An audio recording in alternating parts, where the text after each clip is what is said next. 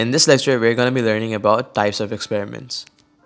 There are three types of experiments. The first is lab experiments, which happens in the artificial environment.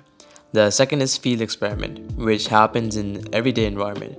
And the third is natural experiments, where the independent variable occurs naturally. What are laboratory experiments? Many experiments in psychology are conducted in artificial surroundings, such as laboratory. Experiments conducted this way are called laboratory experiments. The participants are not in their usual environment for the behavior they are performing, and there are strict controls over the situation. An example of a laboratory experiment can be that there are a bunch of students in a university laboratory, and we are manipulating the factor light to see how it affects the concentration level of students. To control the extraneous variables such as seating arrangement, the temperature, and the noises, everything will be standardized. What does the term standardized mean?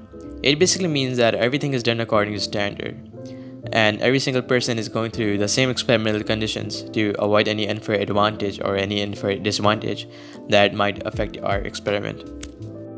What are the advantages of a laboratory experiment? Laboratory experiments are high in terms of control, meaning that controlling variables improves validity. Controlling stops extraneous variables as well from affecting our dependent variable, and procedures can be standardized, meaning the findings can be more reliable. The disadvantages of laboratory experiments are high controls lead to low ecological validity. Sometimes participants may know that they are in an experiment and they may show demand characteristics. And since there are lots of controls in laboratory experiments, it may lack generalizability. What are demand characteristics? A situation in an experiment that causes participants to try to change their behavior. People may behave a certain way, thinking this is how they should be acting. This is because participants want to contribute. For example, if you are told that you are being evaluated, then you will try to be the best participant, meaning that you will give good responses, and the responses that keep your self-image. In a nutshell, you will try to give or contribute to your best to give the experimenter for what he is looking for. What is ecological validity? Ecological validity basically determines whether the findings of the study can be generalized to the real-life setting or not.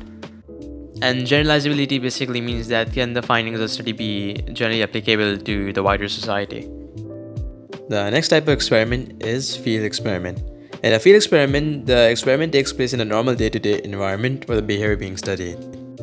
For example, the school children could be tested by altering the number of lights turned on in their classroom. Over here, the independent variable will still be light as it is being manipulated to see how it will affect the dependent variable, which is the concentration level of students. However, it would be a field experiment because the children are being tested on a usual behavior in their normal environment.